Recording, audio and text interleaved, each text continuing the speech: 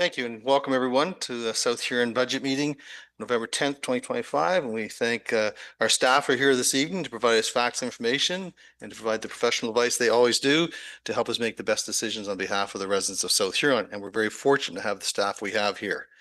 Uh, Welcome to those that are participating from home and welcome members of council that are here. All members of council are here, so we'll call this meeting to order.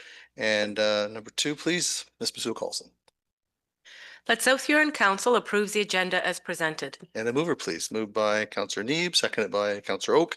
Any discussion? Call the question. All in favor? Carries with 7. Thank you. Disclosure of pecuniary interest and the general nature thereof. Are there any disclosures at this time? Not seeing any. Move on to budget impacts and Ms. Basula Carlson. Through the mayor, Julia, if you would like to start with the budget impacts, please. Through the mayor. So included in tonight's agenda is the updated budget impacts and priorities sheet. We've highlighted in green any changes that have occurred since last meeting. So there are only 2 here. The first is we received the OMPF allocation for 2026, and our allocation has gone up $217,400. So that's shown as an impact there, the total cost and levy impact. The other change is we received the budgets for both the ABCA and Upper Thames Conservation Authorities, and that resulted in an increased cost of $16,304, which is a direct levy impact of the same. These 2 changes has led to an overall change in the projected tax rate increase, which you'll see at the bottom there. So rural wards 1 and 3 now have a projected increase of 5.94%, and urban ward 2 has a projected increase of 6.22%. Are there any questions? Any questions at this time from members of council? No. Go ahead. Oh, Councillor Oak, you have something. Yeah, thank you. Just for clarification on the Huron Shores Transit that we talked about, taking the funds out of the working fund. Now I notice it didn't reduce the levy impact at this point in time because it's just been a recommendation to the mayor. Is that the understanding? That I just wanted to clarify that part. Through the mayor, yes. All the recommendations are for the mayor to consider. Yep.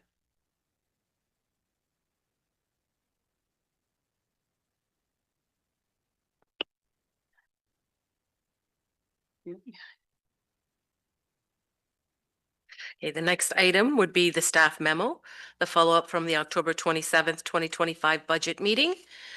Guess I can read the recommendation. Yes, please. That South Huron Council receives staff memo FIN 03-2025, follow-up from October 27th, 2025 budget meeting for information.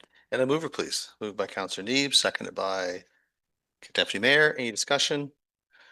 Call Councillor Neeb. Go ahead, please. Sorry, one of the items that's mentioned in the memo is the South Huron Recreation sound system. I'm just wondering, with each of these items, some of them are for information, but this one in particular, I think, is something that needs to probably move forward, given the fact that the system is over a decade old. Since there doesn't seem to be an appetite or financial ability for community groups to pay for this, I think it makes sense that, as the municipality has in the past in paying for the sound system, that we put forward the sound system. It's kind of an essential thing to have in a recreation center, I think. So I don't know whether we need to make a recommendation or. Ms. Basula Carlson, comments, please. Through the mayor, it is remaining in unless it's taken out and removed. And I can also, for number 2, the library for flooring replacement project that Amanda and I met with the staff as well from the library, and they were fine with it being deferred as well. So that might be another decision at some point. Okay, thank you. Any further discussion on this, Councillor Oak? So thank you, Mayor. So in regards to the library flooring, then would it be, is that something that we should make a recommendation to the mayor about taking that out, if that's something that council agrees to and if staff are recommending? Through the mayor, if council so chooses, yes, that would be something. Although there is, I believe, a motion on the table already. Oh, is there? Sorry. Oh, yes, the report, sir. Thank you. Thank you. Any further questions though? Councillor Vaughn, please. Yes, I wanted to ask a couple of questions about the information that we received on wages. And if I can just sort of point into the direction of the financial impact, there's a grid here that talks about the change type, the total cost, and the levy impact. I was hoping that the firefighter right sizing would be a different category, but it's not. So just want to, for clarification, get confirmation of the where the firefighter right sizing figure is and what that actual figure for that piece is as well. Who would like to take that? Ms. Warwick? Ms. Warwick, go ahead, please. Through the mayor. So the right sizing for the firefighters is included in the base wages line in that financial impact section. The total cost for the firefighters was, so we adjusted the earnings by $100,000 and then that impacts some of the statutory remittances. So the net, the actual total cost impact was $107,756. And that translated to a levy impact of just $7,756. And that's because we funded $100,000 from working fund rather than it impacting the levy. Okay, thank you. Any other questions? Councillor Vaughn, follow up. Well, microphone, please. Sorry, I thought I turned it on, turned it off. Again, just for more clarity, on the levy impact box, it says 221,000. So only 7,000 of that figure is actually in the levy for this year. So that basically means, I think, I'm not sure, that 216,530 about is increases in base wages, which relate to things like moving along the step grid and maybe promotions are along that step grid, but not COLA, not benefits, just everybody's movement on the grid. 216,000, is that correct? Through the mayor, all those things, yes, those would be captured in the base wages. There are also some small minor corrections to actuals right sizing of the budget. So I wouldn't say the exact figure is 216, but primarily, yes, that's what it relates to. Okay, so I just want to make a comment. I'm looking at the fact that we've got 200 and let's call it straight 200 if it's not a big deal on the other changes. And so I'm just thinking that's an awful lot of increases to staff wages through this stepping. And I did write a couple of notes back and forth to get clarity from Rebecca about what I was actually seeing. And she indicated to me that that's a situation we're likely to see continue on in the future. And so I'm thinking that's not really a sustainable situation to have staff wages go up like that incrementally on every subsequent year levy, particularly when we're only looking at growth from all of the things we've done to try to grow the municipality, moving up 116,000. So we're slipping behind constantly. if that's the way things are going to go. So I don't know exactly how we deal with that from a budget perspective, but I think that requires a conversation. If amongst council, if we're happy with that, somewhere along the line, we have to talk to our constituents about the salary. So are you making a recommendation of some kind? Is that what you're looking at? Yeah, I guess I'm making a recommendation that and I don't know if it's a closed session or a committee of the whole. I don't know if we can really get into it here during the budget, but I think we need to have a session to talk about our staff, about how many we have, about what we're doing with this step grid, what we can see over the next couple of years in terms of how much this is going to impact our levy on and on. Yes, I'm making a recommendation that we have a session dedicated to that. Councilor Eby has something? Just a couple questions, and then I have a statement. With the step increases, what are the step increases based on? Because I think it's kind of important to flesh that out. Through the mayor, there was a pay equity review that was started in 2022. And after that, the wages actually came in effect in 2023.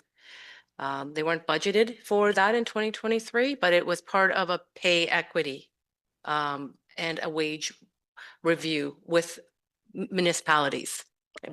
Councilor Eby? From what I remember, there was comparisons done between us and all neighboring municipalities, and that's where the step increases and the wages were based off of. Is that correct? Through the mayor, that was part of it, but it was also for pay equity as well. Yes, that's where the basis was. And there is legislation in regards to pay equity. Like there is an act that kind of regulates pay equity within the province of Ontario. Through the mayor, that is correct. Thank you. Councilor Eby, go ahead. Oh, sorry. Somebody had something? Councilor Oak. Yeah, thank you. So just and I've been digesting the information. So last year, our total cost increase was 209,000. And that included the wages and COLA and benefits, correct? Total cost with a levy impact of 145,000. Just want to confirm that was the numbers that I'm. Through the mayor, yes, I believe Okay. that's correct. Yes. And so this year, thank you. And this year it's close to 500,000 with and if we back out the firefighters, we're at 400,000 roughly.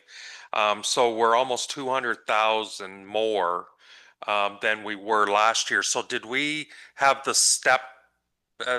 grid and step increases last year as well? Why are they 200,000 more this year, I guess? Because last year I think we would have had them in place. So just want to compare apples to apples. Through the mayor, yes, those numbers last year would have included any step increases that were in place last year as well. Yes. So yeah, I'm just trying to figure out where the extra 200,000. COLA is the same relatively. Last year was 1.9. This year it's 2. So that's, $10,000 or, or whatever the number is. But yeah, so backing out the right sizing of the fire department, we're still around 200,000, 180 or 190,000 more than last year, and we had the grid and steps in place last year. So has there been some significant grid movement or just wondering? Thank you. Colson, please. Through the mayor, just for clarification, Julia, this could also have part-time staff and seasonal staff as well. There was an increase in the pool staff as well as some seasonal staff. Could this be kind of the explanation for the difference? Through the mayor, yes, those would be included in this total cost for 2026 budget, yes, for part-time and seasonal and all those types of positions, yes. Okay, thank you. Councillor McLeod Haggett. So then roughly how many part-time seasonal staff do we have each year? Would anyone want to take that? The part-time and seasonal staff is based on hours. Full-time staff is based on the full-time person. But the part-time and seasonal is based on the hours that are needed. So there's multiple staff for seasonals. Whether winter seasonals, under transportation or community services seasonals. And I think last winter was a case in point. We had a lot of staff called in, and we're very fortunate that we were able to call these people in because they are part-time and to supplement our full-time people as well. So I think we need to take that in consideration too, that these people that are part-time, especially in the transportation department last year, they're coming in at different hours of the day and night to support our municipality. So just so everybody's aware of that. Councillor Oak. Yeah, thank you, and thanks for that information. So far this year, I don't believe, and I have the variance reports that we get on a quarterly basis on the variable. I don't believe that anything is, and I didn't take a quick view of it, but are we over 75% at the end of September on any of the wage of any of the departments?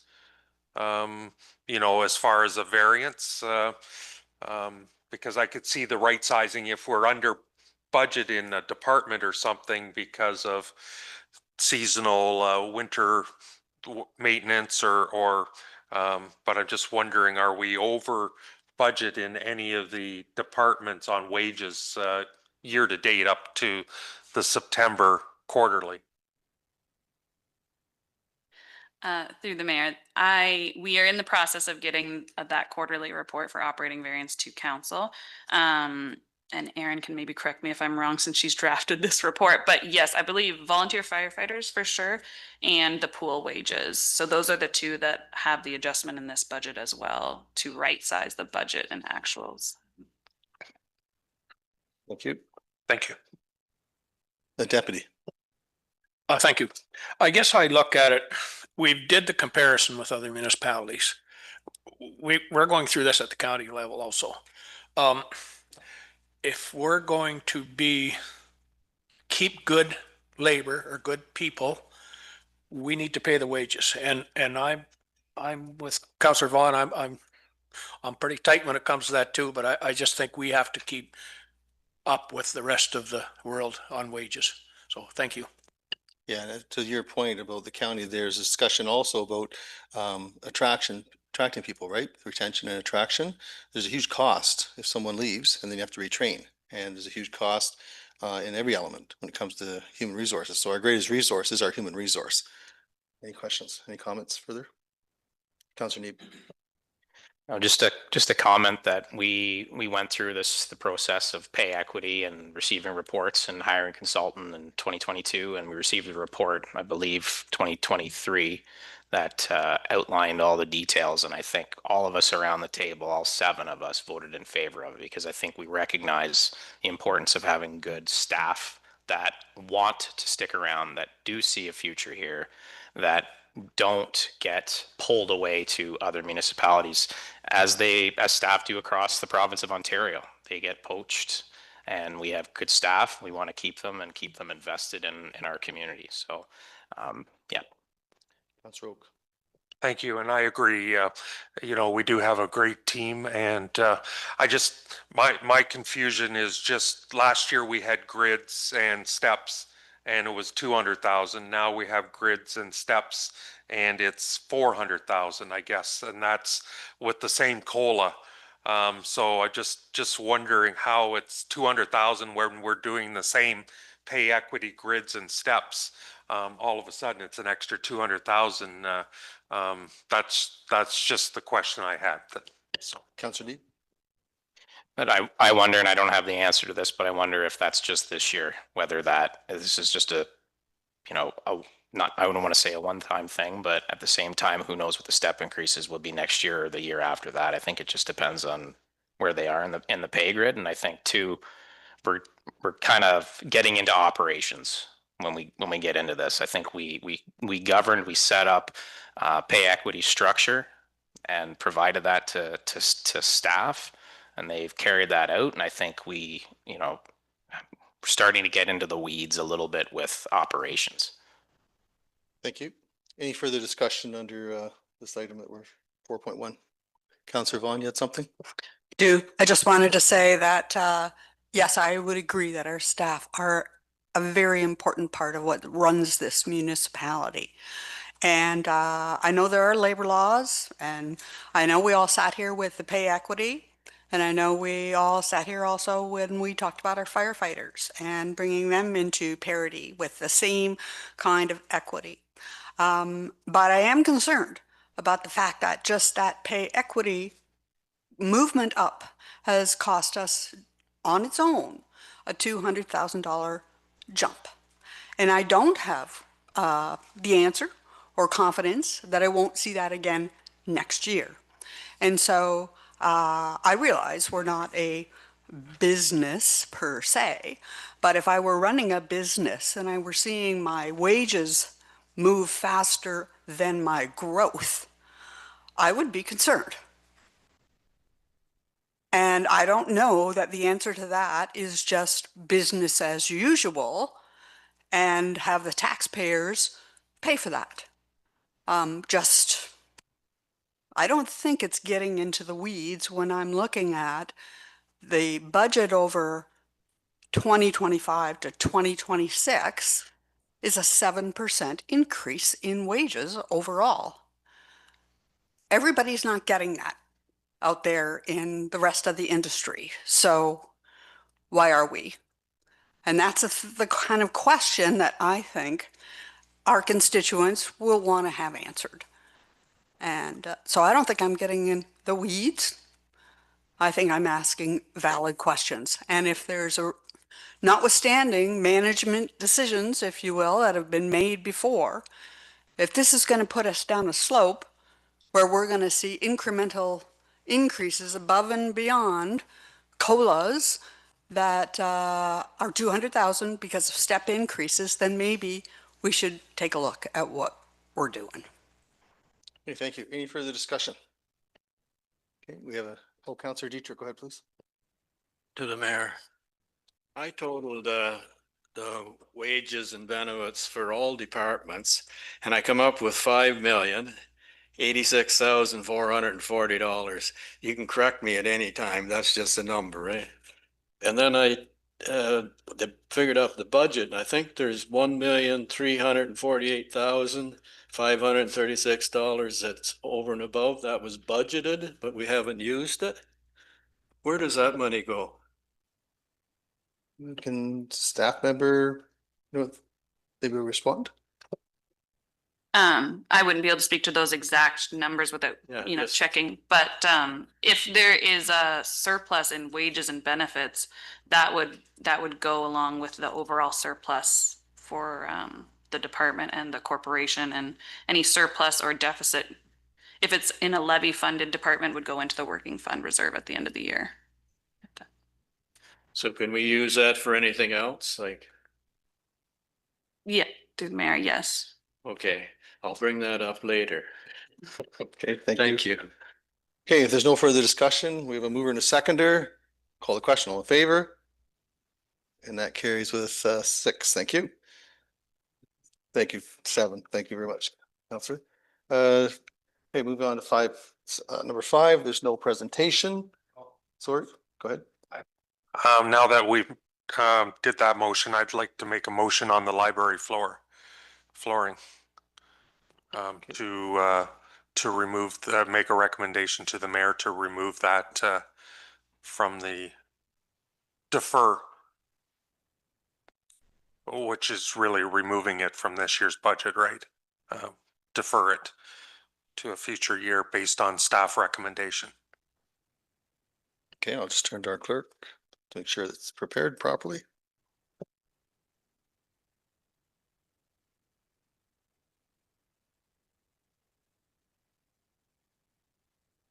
That South Huron Council recommends to the mayor that the library for replacement project 2026 CS 12 be deferred from the 2026 proposed budget to a future year.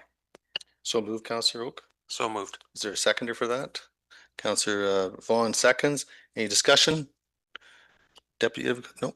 Any discussion at all? Call the question, all in favor? And that carries with 7. Thank you. Okay, moving along. We have no presentation. Number 6, we go into our budget. Staff, go ahead whenever you're ready. Okay, the budget is starting at transportation services, page 81.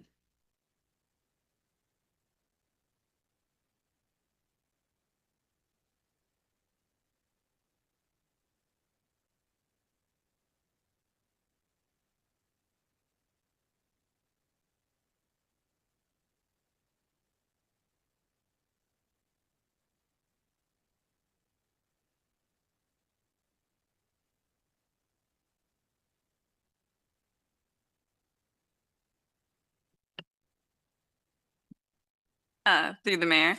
So I can just, I guess, quick read out the titles of the projects and stop if there's any questions or. That'd be fine, yeah. Go ahead. So the first project in our transportation services is the Main Street pedestrian crosswalk.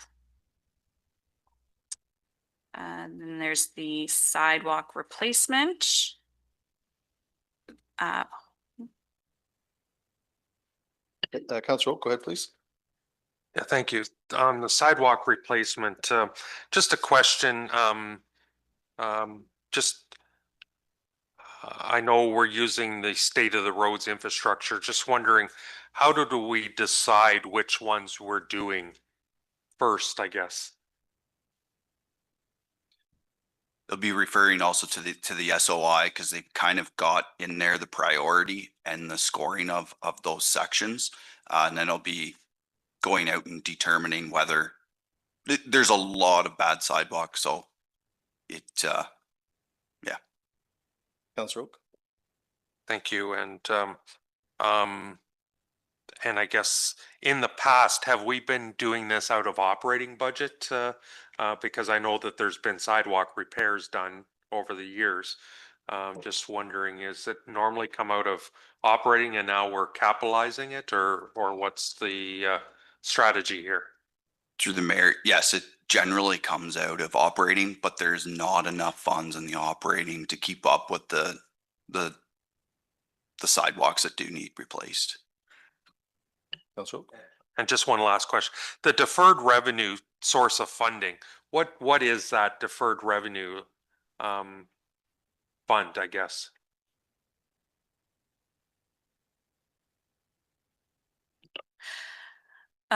Through the mayor, I believe that's funds that have been raised through agreements that are specifically related to sidewalks in the relative agreements that are put into deferred revenue and specifically to be used for sidewalks in the future as projects come up. So that would be like if there was a project and there was surplus funds, it's allocated based on sidewalks, roads, water, sewer or something? Is that how it's broken out after? Like this particular one, I believe, is cash in lieu instead of a parkland, but in cash in lieu in a development agreement for sidewalks.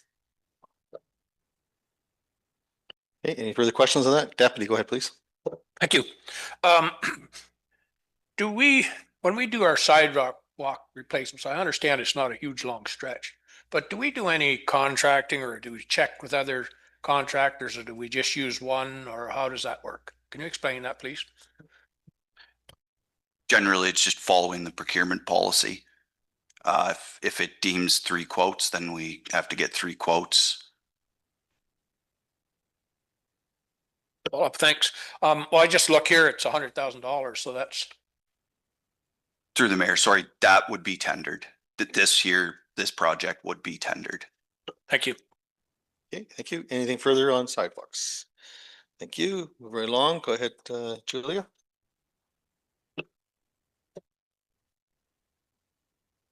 Through the mayor, the next project under transportation services is Par Line resurfacing, Mount Carmel to 393 meters north of County Road 10. Any questions at all in regards to that? Nope. Counselor Vaughn, go ahead, please. Yeah, just when we're looking at the detail description on this project, it talks about the last sentence talks about sidewalk replacement will also happen around King Street North and King Street South. And so my question is, we just went through a sidewalk capital. Is the sidewalk for this particular project included in these particular numbers, or are we going back to the sidewalk project? Sidewalks through the mayor, the sidewalks incorporated in that budget for Par Line. The 100,000 is totally separate. That's what I wanted to know. Okay, thanks. Okay, next item, please. Through the mayor, the next project is Woodham Road resurfacing. Any questions on that? Okay, not seeing any. Oh, Counselor Oak, go ahead. Yeah, just for my clarification, how do we decide when we choose levy or another funding source? Like the transportation capital reserve or something like that, I guess, for these projects, I guess. I'm just wondering how we decide. Through the mayor, it really depends on the projects, I guess, that are put forward in a year, attempting to smooth out the impact on the tax levy. It depends on what kind of projects are eligible for which grants, what kinds of needs there might be in the future, and pulling from reserves according to our policy. All those things are taken into consideration. Okay, thank you. Next item, please. Go ahead.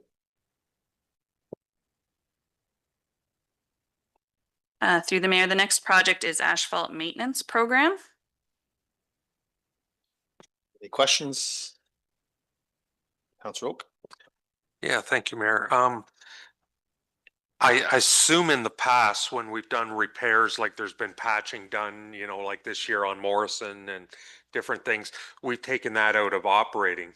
Again, we're looking at capitalizing this as opposed to just doing it strictly out of the operating budget. I guess just wondering why we're changing our strategy on operating versus capital.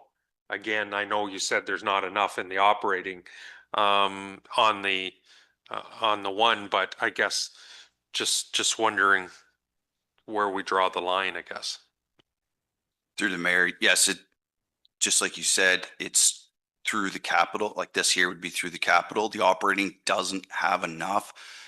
The asphalt, if we don't start doing maintenance to the asphalt that we have, we won't be able to keep up.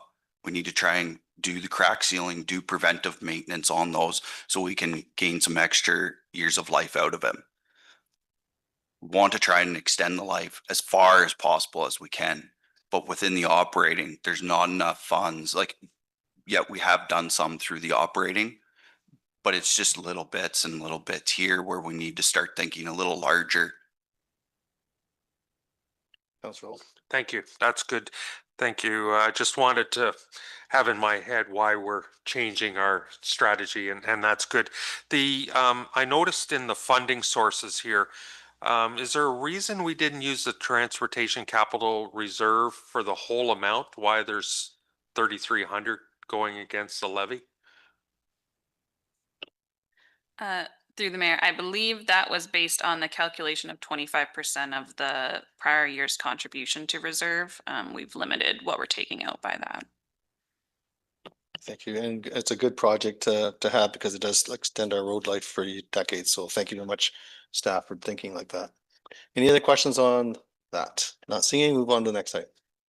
Counselor Vaughn, you had a question on the next item or the cash? Yeah, I do have a question, and I'm not sure it's going to relate to that particular item or not, but when looking at the way we're using OSIF, okay, so there's 825,000 going from the OSIF over to the power line resurfacing. But I think our OSIP for 2026 was 905,000 some odd. So that leaves about 80,000 left. And just sort of skimming through all the other projects, I don't see where we're using that residual amount of OSIF. Are we using it somewhere? Because I don't see it.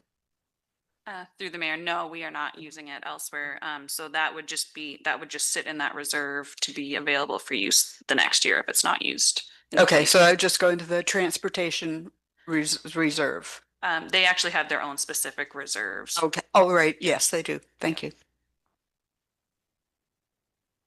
Next item, please. Sorry. Through the mayor, the next project is the Osborne Shed maintenance capital project. Any questions on that? Deputy, you have something? Yeah, I think that's a good project, because of the age of these doors, and I know what happens after they wear out and they go crooked and everything falls apart. You can't get in or out. So I think it's a good project. Thank you. And you can imagine if the doors are frozen or been used in the wintertime and they won't open, you got a snow plow in there that can't come out. So level of service drops immensely because our staff can't get the truck out. So thank you. Anything further on overhead doors? Not the scene. Move on to the next item. Through the mayor, next we get into the bridge projects for transportation services. So the first is Beeline replacement of structure 1098. Any comments? Okay, not seeing any. Next item, please. The next project is on Kirkton Road, repairs to structure 1079. Any comments, Councilor Oak? Yeah, thank you, Mayor. Just wondering if I could get an explanation. Some were looking at repairs, some were looking at replacement. I guess the question, again, how do we decide if it's a repair versus a replacement? Through the mayor, that's all determined through the OSIM reports, through the engineering. It all depends on the BCI level. So if it's deteriorated too far, then it's past the beyond of repair. This structure here is still sound. So Kirkton Road would just be deck work. What happens is sometimes spalling can start to happen, and then the moisture gets in between the layers of concrete. And that's that is what's happening here. So it doesn't deem a full replacement, but does deem repairs. Thank you. Anything further on that one? Moving on to the next one, please. Through the mayor, the last bridge project is on Airport Line, repairs to structure 1006. Comments? Okay, not seeing any. Next item, please. Through the mayor, down to the equipment and rolling stock section of transportation services. The project is the 2015 Dodge Ram pickup truck number 134. Okay, any questions? Okay, next item, please. Through the mayor, and the next up we have the 2006 Volvo Grader number 93. Comments, questions? Councilor Dietrich?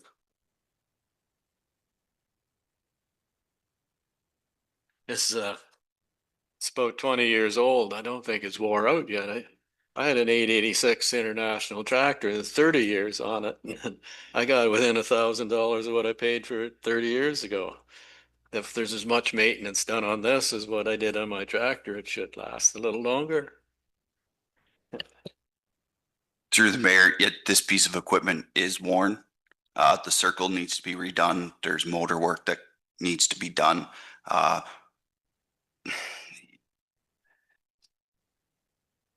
It comes to a point they need to be replaced. Okay. Thank you. Shane, would we have around 186 kilometers of gravel road? Would that be fair? 181. Thank you. Deputy. Thank you. And I'm not saying that we don't need to replace it. I guess my question would be, if we did put half of that money in reserve this year and replaced it next year with the other half, could we get away with that? If not, then that's I just asking the question. Thank you. Go ahead. Through the mayor, I believe this grader's due to go because it could use around 30 grand or more in work as of right now. So if you're putting money aside and then waiting 2 more years before you would have that, then there's going to be more money put into that grader before getting rid of it.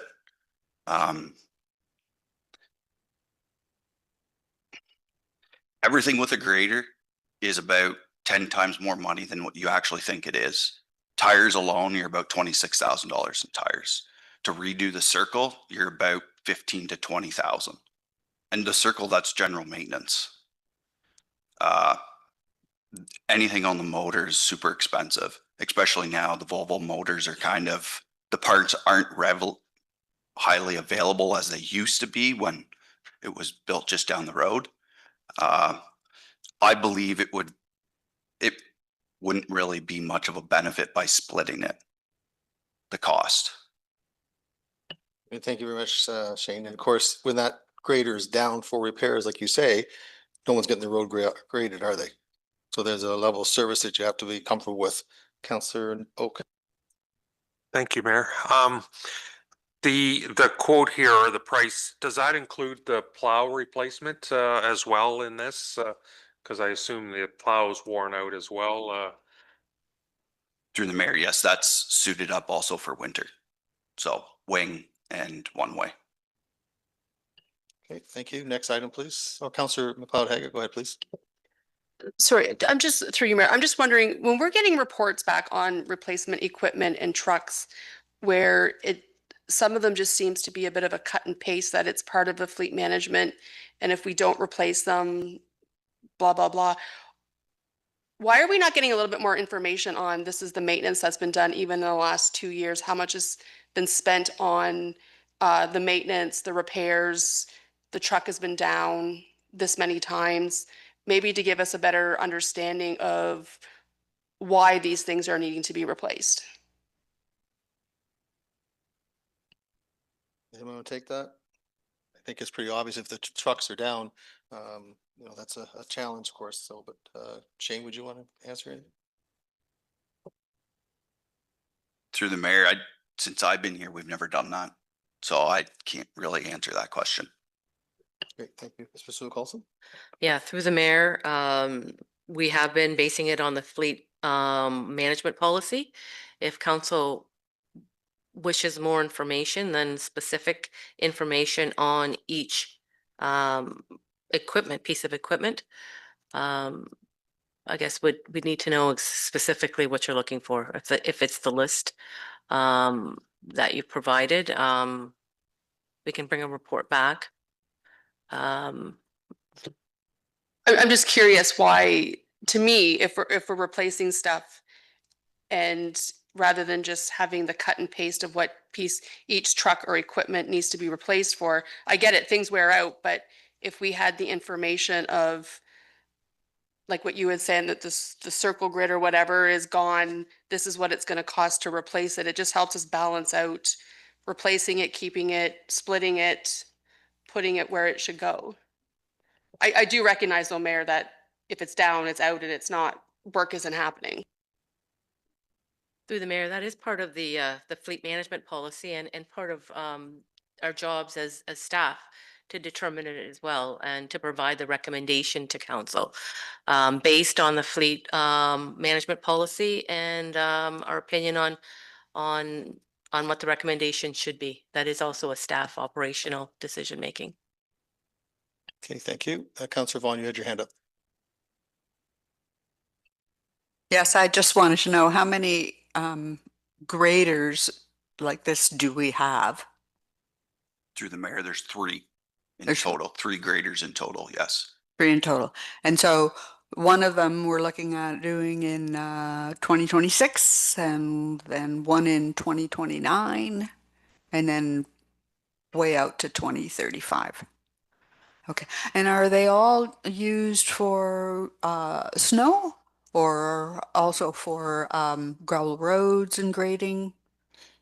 Through the mayor, yes, they're used for snow removal and for grading roads. And if we can get it into a ditch to grade the ditch, if there's ditching work to be done, that's what they're used for. Mr. Timmermans, did you use the grader last year when we had that December snowfall, and how beneficial was it? Yes, all three graders were moving at that point through the storm. And just a question, would a snow plow been able to handle the amount of snow that was on those gravel roads compared to the grader? In some areas, probably not. There was some areas that, you know, the graders were busy pretty well all day, just pushing stuff back. Thank you. Any other questions? Okay, and again, we don't live what they're experiencing every day when it comes to snowfall. So we have to respect the fact that our staff are engaged quite heavily in clearing the roads. Any other questions on that? We'll move on to the next item, please. Oh, Thank you to the mayor. go ahead. What kind of grader would we getting? Like what's out there now besides Volvo, John Deere or? Through the mayor, there's only two graders out there, Cat and John Deere. Okay, next item, please. Through the mayor, the last equipment rolling stock project for transportation is the 2019 Sovima mower number 130-19. Any questions? Councillor McLeod Haggett and then Councillor Dietrich. Through you, Mayor. Shane, the 2022 Kubota disc mower, did you check, just from reading the description of the issues that you had, there were substantial recalls on the 2022 Kubota discs. Was that looked into, checked to see why the equipment wasn't properly functioning? Through the mayor, sorry, recalls? Yeah, if you go on the Kubota website, there was substantial recalls for the 2022 Kubota disc mowers. Through the mayor, I never received any or seen anything come through that there was recalls. That mower did have 2 bars replaced on it, which were both covered under warranty, or they were covered. And that there is about $17,000 a touch. Councillor Dietrich and then Councillor Oak. Thank you to the mayor. According to your report here, these 2 mowers should be heading for Zubik's. That's about $0.01 a pound. Is there any chance I could get one for $50? Okay, Councillor Dietrich, if you're going to ask a question, it has to be something relevant and respectful to our staff, okay? Okay. Thank you. Do you want me to repeat it? No, no, please.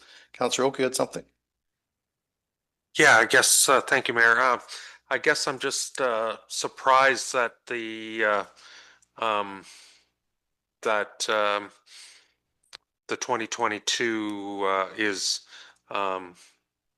light duty, I guess, or not heavy enough.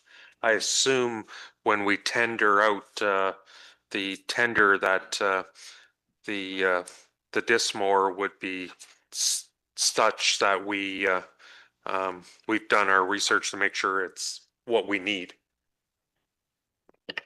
Go ahead. Through the mayor, so disc mowers they were used in the past. They've changed the way that the bars are set up inside over the years. So it used to be way different compared to what it is now. And that's why we're going all towards flail mowers. The Votech one that was purchased 2 years ago has worked out phenomenally well. It's held up to its time even in the 2 years. Okay, thank you. Any other questions on the mower? Deputy, go ahead. Thank you. Is this a picture of the new one, the green, or is this the Kubota? Through the mayor, this is the Sovima, so the old one. I think it's 2019. Yeah, Sovima. Thank you. Okay, nothing further. Move on to the next item. Ms. Ward, go ahead. Through the mayor, so the next Department of Capital Projects is the combined projects. The first project under combined services is Victoria Street East reconstruction, Main Street to East End. Any questions on that? Okay. Next project, please. Through the mayor. The next project is the Main Street South reconstruction, Asable River to Victoria Street. This is an MTO connecting link project. Okay, thank you. Any questions on that? Councillor Oak? Thank you, Mayor. Just a clarification, the grant says 2.9 million. Is that, so we're not maxing out the full 3 million, on the grant?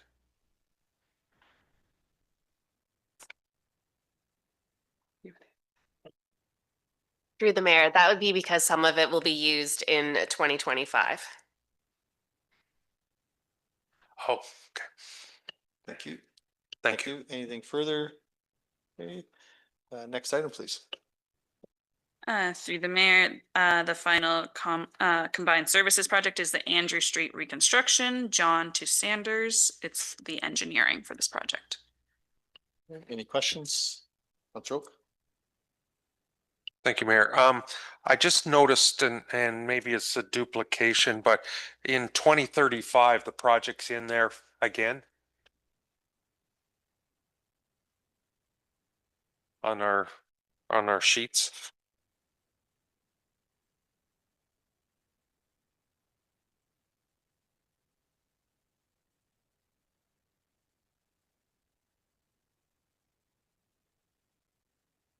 It's the second last one in the list there. I just, Through the mayor, I believe that is a duplicate. Okay, thank you. Anything further? Okay, next item, please. Oh, go ahead, Councillor Oak. just thank you. One last thing. For 2027, I noticed that it's coming out of the levy and not shared, like the 2026 allocation. Is that normally we share those costs? But I'm just asking, is that different? Through the mayor, typically we just will break down the funding in the year that the budget relates to that specific year's budget. So I believe, yes, this would be broken down depending on what portion of the cost relates to what department. Okay, thank you. Nothing further. Go ahead, next item, please. Through the mayor, next we have streetlights projects. The first is street lighting for Thames Road East, Pickard to East Town Limit. Questions? Okay, next item, please. Next is street lighting for Huron Park Airport Line. Any questions? Okay, next item, please. Okay, the next department capital program is for water services. The first project under here is the Exeter Water Tower vertical fill pipe replacement, the engineering. Okay, any questions? Okay, next item, please. Next is the annual meter replacement program capital project. We've seen this project before, so are there any questions? Okay.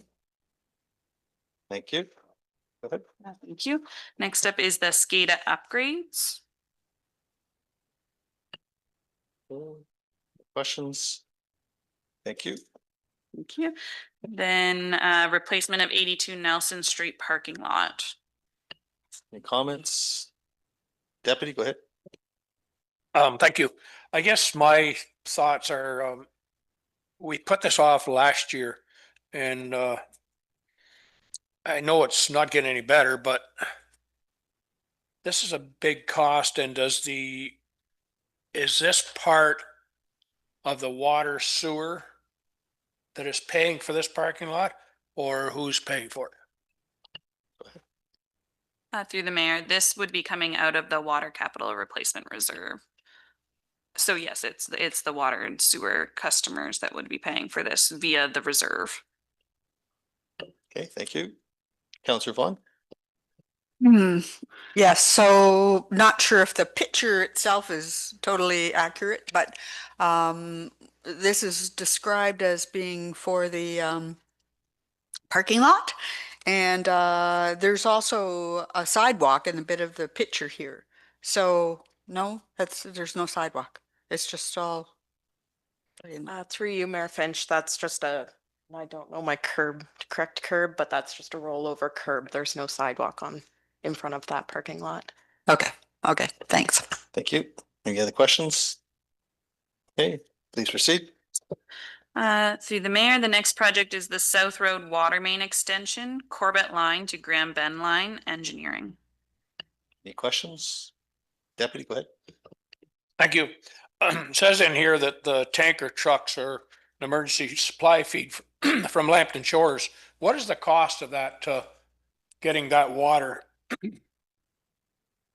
from A to B through them tanker trucks?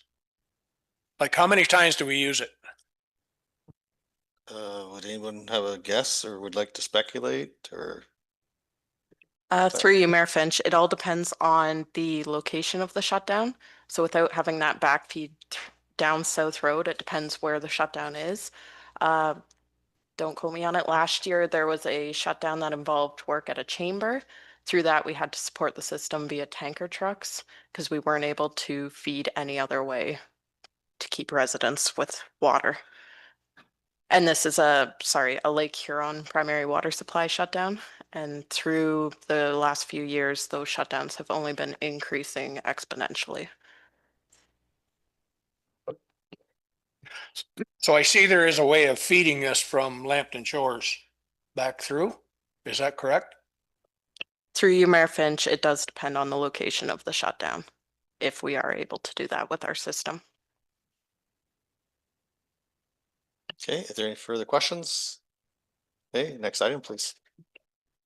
Through the mayor, the next project is Grand Bend Line Water Main Upgrade. This is for B Line to Grand Bend Airport. Any questions? Councilor McLeod-Haggett. I'm just wondering if this was more of a growth related project or more of a fire protection project.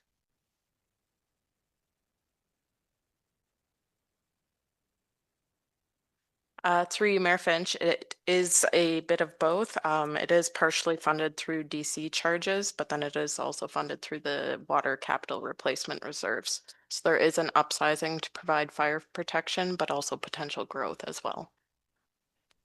Councilor Oak. Thank you, Mayor. So just for clarification, the DC charges would be coming out of the transportation DCs or the water DCs? Because the water DCs, we've got showing a negative position as of December 31, 2025, a negative 400,000. So I'm not sure how we could take DC charges out. Somebody explain that negative and how we make it a positive? Through the mayor, it would be coming out of this negative balance for development charges water system. Yeah. You can do like internal borrowing, I guess, between development charges. Or yeah. Okay, thank you. Any further questions? Councilor Dietrich. Thank you to the mayor. Who benefits from this fire hydrant or whatever, the extra size of the line that's going in? Let's assume everybody. Do you want to comment? Through you, Mayor Finch, it would be most residents in the area being able to supply a higher fire flow potential in that area. With a lot of the rural hydrants being only 4-inch water main, fire flow is hard to get a proper fire flow from that. Any other questions on that? Okay, Councilor Vaughn, go ahead, please. Yeah, just wanting to follow up a bit on that DC charge explanation. So if we have a current 447,000 deficit in DC charges for water and we add another 260,000 approximate, we're just increasing that up by that amount. What happens if we want to use some of these DC charges for other departments and there isn't any money left to borrow from other sources? Does that just mean we just wait until DC charges are filled up again on before we do any projects in those other categories, those other departments? Through the mayor, Aaron pointed out to me that this is, sorry, the negative balance for the DC water, it's anticipated that balance due to the same project. So it won't be the $560,000 coming out plus this 257, I believe. They both relate to the same project, so it won't be adding on to that negative balance. But to answer your question, if there's no other places to borrow from, then you would either need to borrow from somewhere else, or then there's just no money for those projects. I guess that would be a council decision for funding at that point, if that makes sense.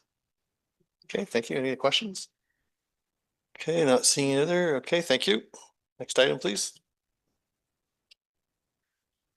The next project, I believe, is the Highway 21 water main replacement, Waterworks Road to Kingsmere Engineering.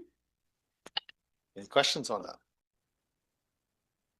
Councilor Oak? Thank you, Mayor. Just wondering, how old is this pipe that's in the ground here?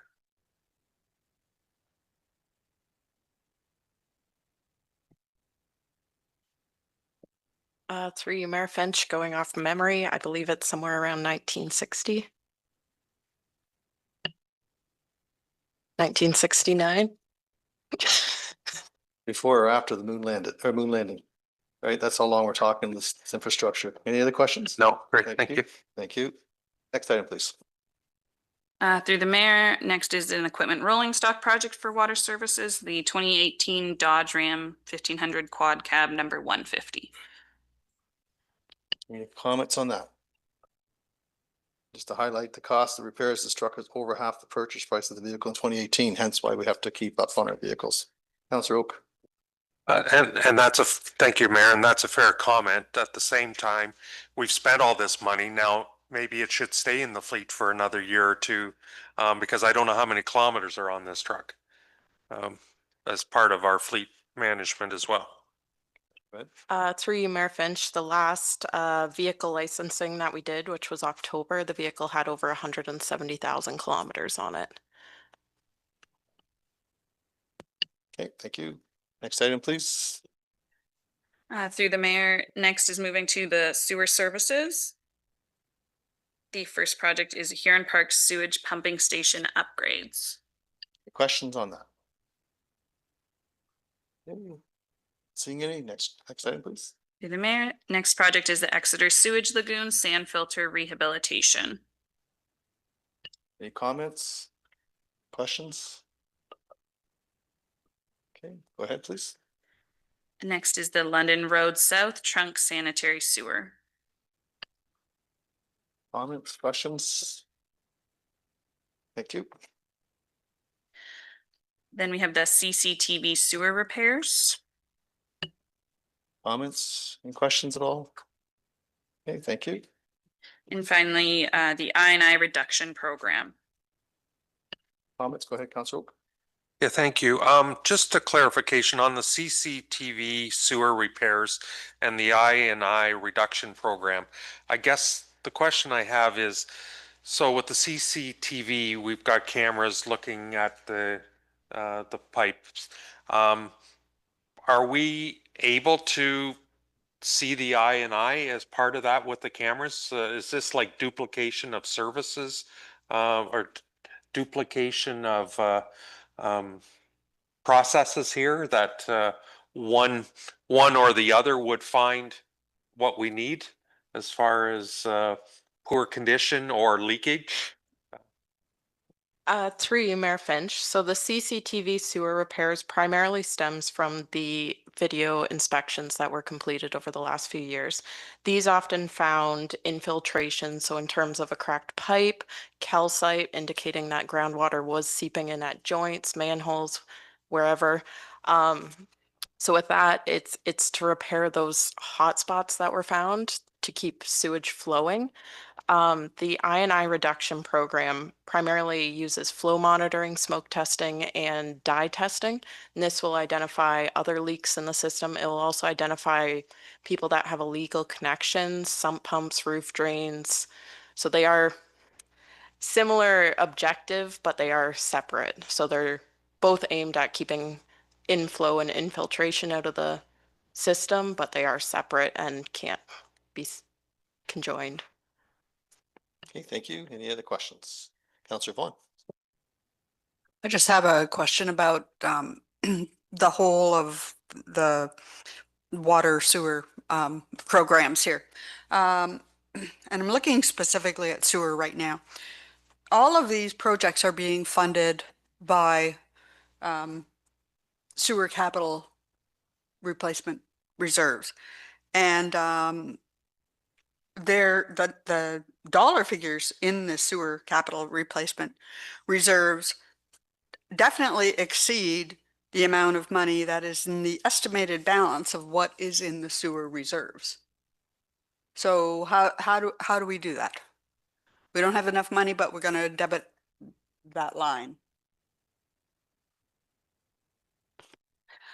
Through the mayor, they also have a large contribution to that reserve in 2026 included in the operating budget. So based on these numbers, they're not going into a negative in 2026. There will be enough money in the reserve for these projects. Okay, thank you. Any follow-up?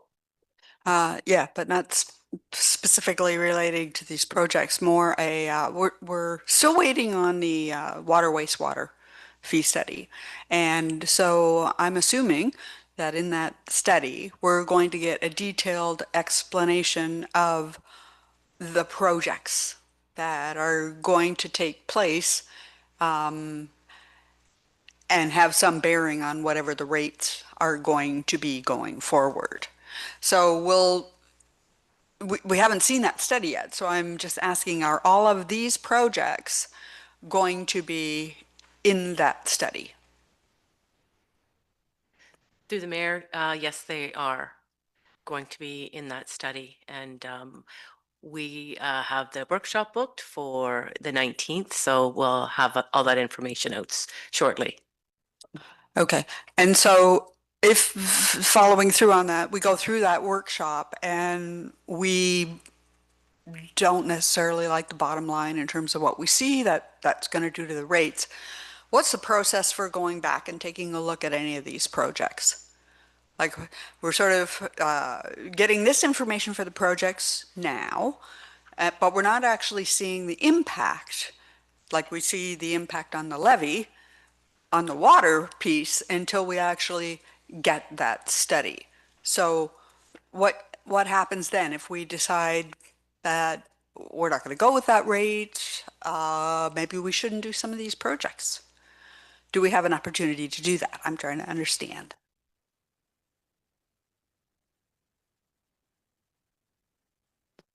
I see Mr. Giberson coming down to explain. Welcome, Mr. Giberson.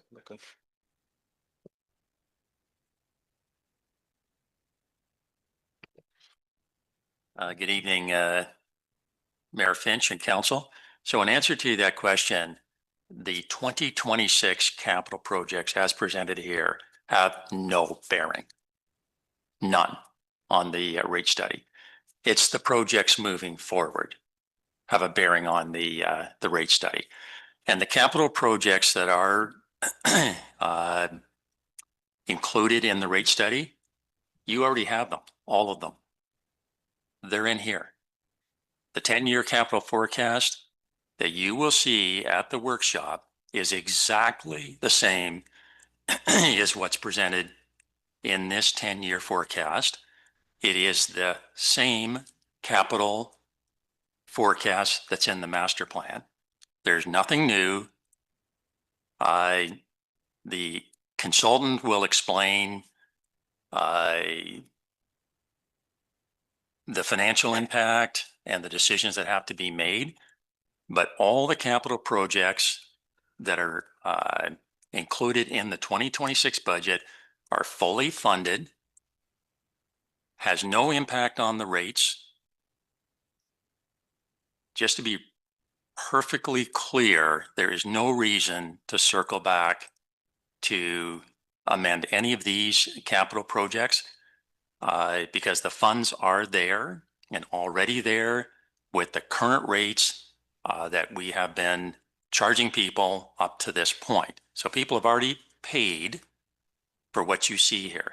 It's moving forward from this point that where the impact shows up with the capital and how that capital is funded. The growth related component is a very significant part of funding moving forward. So 2026 really has nothing to do with the rate study. So I don't know if I can make that any clearer. So it's 20 beyond this capital project, and there's no mystery in any of the capital projects. All of council has seen there's no new projects. The forecast is what you see here and what's in the master plan. So what's been presented previously. So it's just the financial plan. How do you pay for those projects in the 10-year forecast is really the question for the rate study, and all will be revealed when they do the workshop, and council needs to make some fundamental decisions on the basis of how all this is going to be financed. It's very clear. Thank you very much for the explanation. Councillor Oak. Thank you, Don. Just speaking of water and sewer and the master plan, I noticed in the 10-year forecast here, we have a line item under sewers, equipment rolling stock is highlighted, but there's actual dollars there attached. What are those? Is that an error there in that 10-year plan, or is that supposed to be a project? The 2.9 million in 2035 and 88,000 in 2020 or 2034. They're in the line item that's highlighted called equipment rolling stock. It's not assigned to a project. Through the mayor, I would need to go back through our versions, but I believe that would just be an error.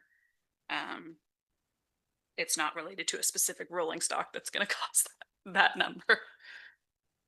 I just didn't know if there was a project that there's a line missing. Thank you.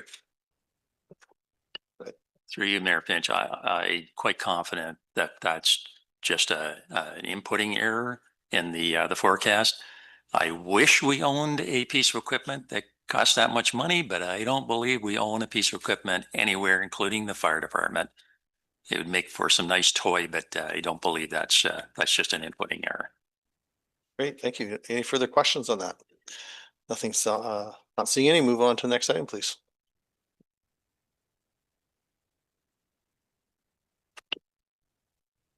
Through the mayor, the next project is for solid waste, the landfill expansion project, stage 3. Any questions? Councillor Oak. Thank you, Mayor. And so just to recap the budget request form, 50,000 for engineering for next year. And am I reading this right that we're looking forward or looking towards expansion in 2029? Is that where we're spending 800 and some thousand? Yes, through you, Mayor Finch, the 50,000 is to do the like the final design work and prepare drawings and a tender package so we can get a handle on this.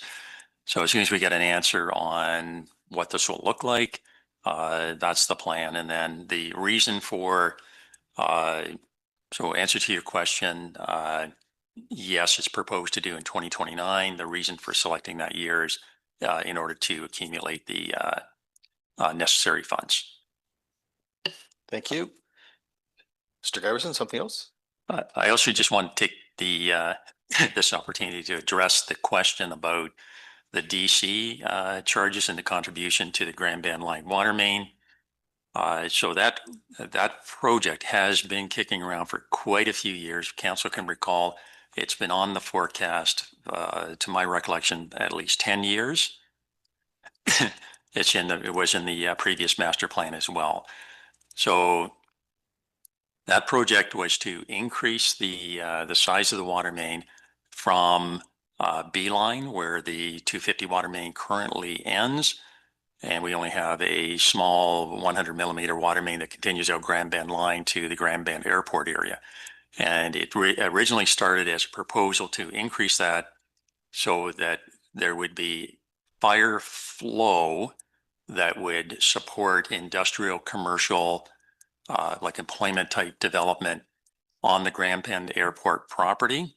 And over time, the property has been sold. There's now Bentec now owns that parcel. There's another vacant piece of industrial land.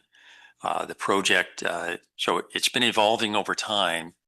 But currently we have a commercial development on the private road that council just agreed to convert to a municipal road.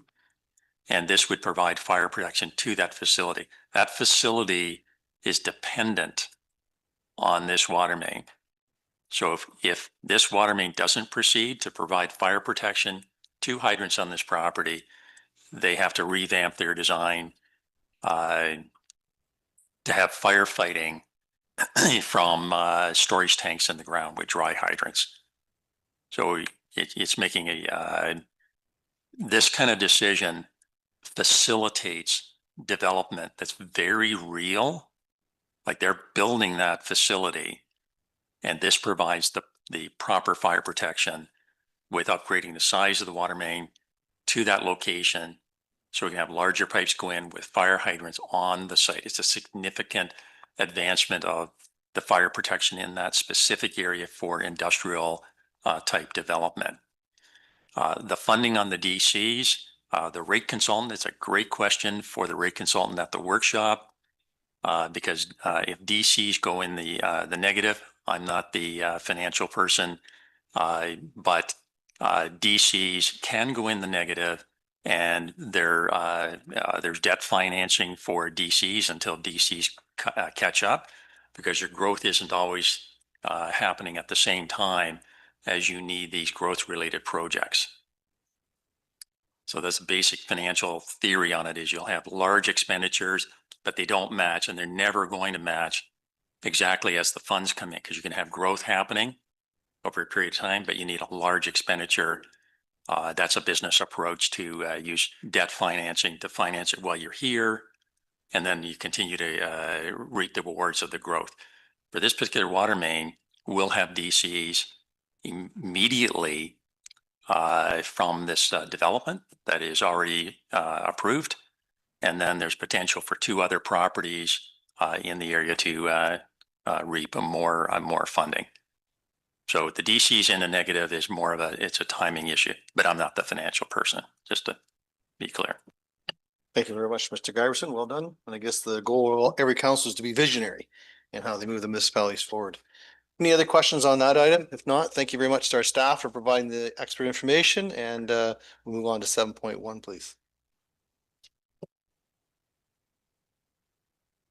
That South Huron Council receives the Wind Turbine Amenity Special Purpose Committee's recommendation as follows.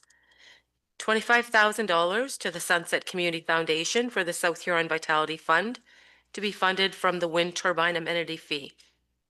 Centralia Pavilion Project, $27,475, be funded from the Wind Turbine Amenity Fee. Stephen Arena Floor Replacement Project, $178,080, to be funded from the Wind Turbine Amenity Fee. And $300,000 from the Wind Turbine Amenity Fee to be put towards the Dashwood Fire Hall Replacement Project to lower the required debt financing. That council recommends the mayor include the above noted recommendations into the 2026 proposed budget. And a mover, please. Moved by Councillor Neeb, second by Councillor McLeod-Haggett. Any discussion? Call the question. All in favor? Carries with 7. Thank you. Next steps. Ms. Basula Carlson, any comments under 8? think the clerk has some information that she wanted to share. So through the chair, so Mayor Finch will be releasing the proposed budget on November 18th, and that will start the 30-day amendment period. The proposed budget will reference any changes from the staff draft budget that was presented to council and will be circulated to council and published on the municipal website. The amendment period will expire on December 18th. Council members are to complete the proposed amendment form for any amendments they would like discussed. This includes projects as well as funding sources. The form will be emailed to council when the mayor releases the proposed budget. A form is to be completed for each amendment council members would like to see considered by council and should be provided to staff in advance of the budget meetings, so set for December 8th and 17th if needed. This is to ensure that impacts and reasons behind the requests are fully available for inclusion on the agenda. Amendments to be proposed to the proposed budget must be made by council resolution. No new amendments can be made following December 18th by council or the mayor. The steps following the amendment period have previously been provided to council and included in the reference package. And that the steps following the amendment period, if there's any further questions, to please reach out to the CAO or treasurer, and that further steps will be explained at the December 17th council meeting. Great. Any questions at all regarding that, Councillor Oak? Thank you. Just clarification. Alex, you mentioned December 17th. Is that the new date for the second meeting if needed? Yes, through the chair, yes. So previously proposed was the December 8th and 18th meeting, and then following the doodle poll that was circulated, all members of council did confirm their availability for December 17th. Thank you. Great. Nothing further. Very good. Ms. Paulson.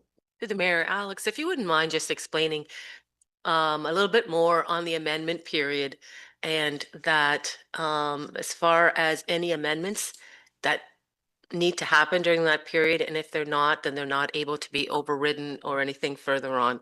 Just wanted to make sure that that was clear, so that council was aware of the time that they have to do the amendments, because it is kind of confusing. This is the first time we're doing this, so we just wanted to make sure that that piece was clear. Yes, so through the chair, so pursuant to the legislation, once the mayor releases the proposed budget, there's a 30-day amendment period. So during those 30 days, council can pass resolutions to amend the proposed budget. Once the amendment period has expired, no new amendments can be made. At that time, you move into the veto period. So should an amendment be made during the amendment period, during the veto period is when the mayor could then utilize their authority to veto one of council's amendments. The mayor cannot propose new amendments. They can only veto amendments made during the amendment period. And then following the expiry of a veto period, if there was a veto that occurred, there's then the override period. So that is when council gets the opportunity to then override one of the mayor's vetoes, should that be done. And at that time, again, council would only be voting to override one of the vetoes. They can't propose any new amendments. So again, it would just, going forward, once the mayor releases the proposed budget, any further changes are just dealt with through the amendment period. And then following that, again, only relates to amendments that are made during those 30 days. So through the mayor, just to be clear, sorry, and it is that if council does not make any amendments during the amendment period, then there's no more amendments. So I just wanted to make sure council was aware that that 30 days is very important for any amendments. Yeah, so through the chair, just to clarify, following the 30-day amendment period, should no amendments be made by council, following December 18th, the budget's deemed adopted as was released as proposed. So if no amendments are made following that expiry date, the budget is deemed adopted. Should amendments be made during that time, then we move on to the next steps, which could extend the time or depending on that outcome. But again, further clarification will be provided at that December 17th meeting. Thank you very much, staff, for the explanation. Councillor Oak. Thank you, Mayor. Just wondering if there was an estimation with some of the things that we've adjusted where we might be sitting as far as tax rate, if there's no changes today, where with the wind turbine recommendations and some of the other ones, where we're at.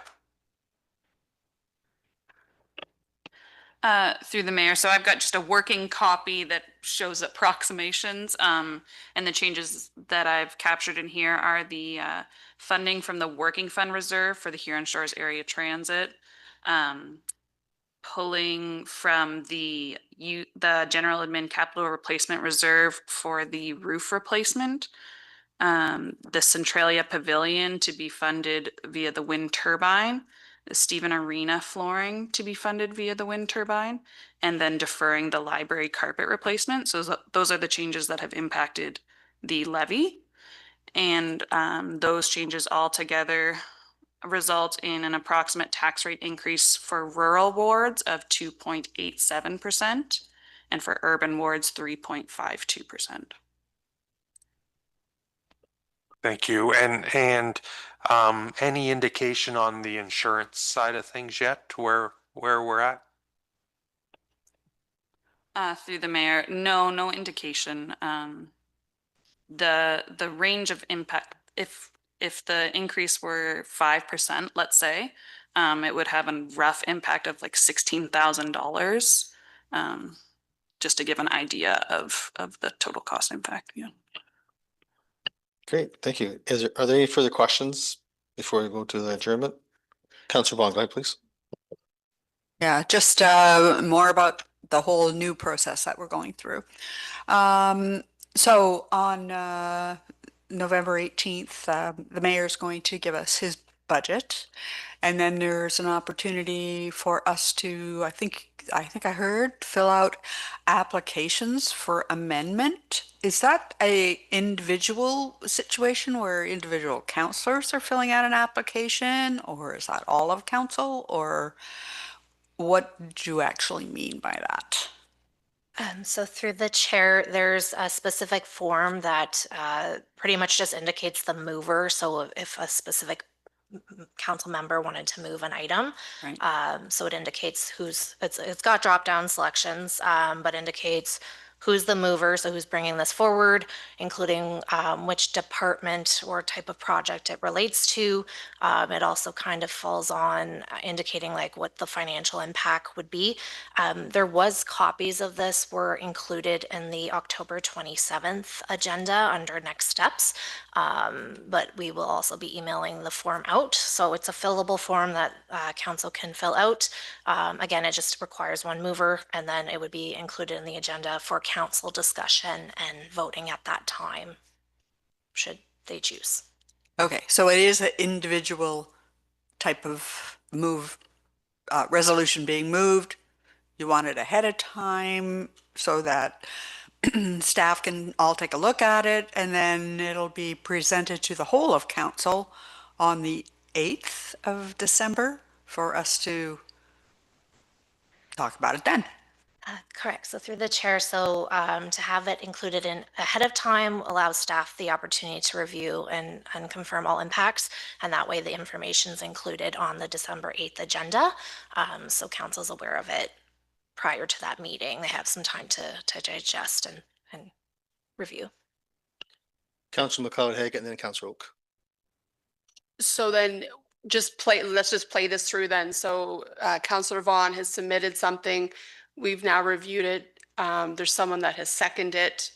And then at that point, do we do a vote where you need 5 yes of the 7 and then it's removed, or? So to clarify, yes, pretty much it's been moved, seconded. It's now a motion on the table to either add a project, remove a project, change the funding source of a project. So if you wanted to change the source of funding, at that point, it is a resolution of council.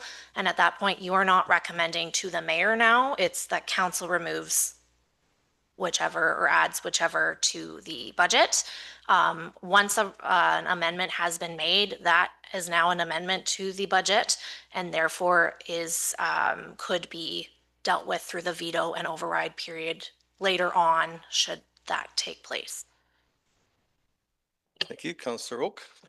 So in that scenario, what is what is needed for that vote for an amendment? Oh, sorry. It's just a simple majority. So 4 of 7.